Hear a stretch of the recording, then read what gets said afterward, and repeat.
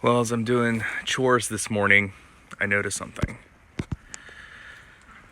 Our apple tree had a branch that was broke right here, and that's because of the sheer weight of all these apples that are growing on it. So it looks like I have an apple problem, which, if I'm being honest, it's not the worst problem in the world to have, but we're gonna show you how we're gonna recycle this thing.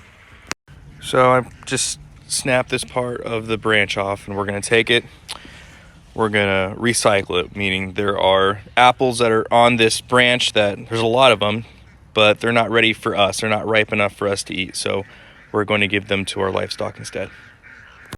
So while it sucks to have to, recycle 30 or so apples, this tree usually provides us with enough apples for the year. So there's quite a few in there. So hopefully we can get these up and matured so we can make pies and cider and all sorts of stuff out of it. But sometimes, the branch just produces a little too much and it causes it to snap or fall or break. So just one of the many things to consider when homesteading.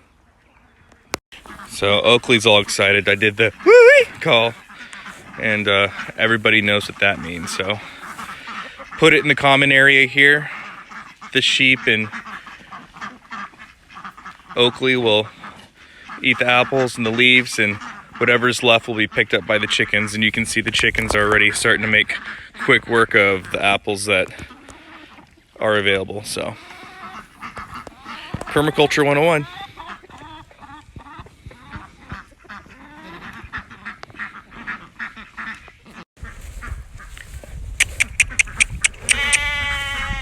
Nosy.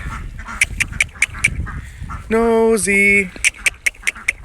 Good girl.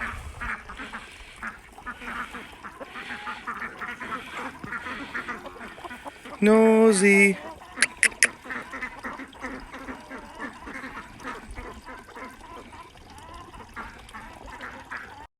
So Nosy doesn't seem too particularly interested in the apple. They are a little bitter, but she can tell she just wants head scratches. She just loves this morning. But that's okay, because Oakley loves apples. She's going to town on this branch here, and so are the chickens and ducks. So we'll just let them make quick work of everything.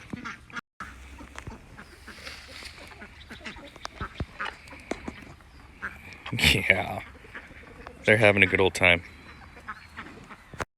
There the sheep go. She's got a whole apple in her mouth. Good. Takes them a little time to warm up, but they get to it eventually.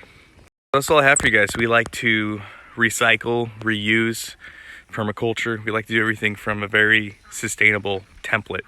And so when opportunities like that arise, we always jump on the opportunity to take what God and what nature's already given us to feed our animals. So there you have it. That's just one great example of being able to take something and repurpose it to where you don't need to depend on agriculture. You don't need to depend on the feed stores. You don't need to depend on the just-in-time logistical supply chain or supply system. So these are just little tips and hacks that you guys can incorporate on your farms and homesteads to be more sustainable.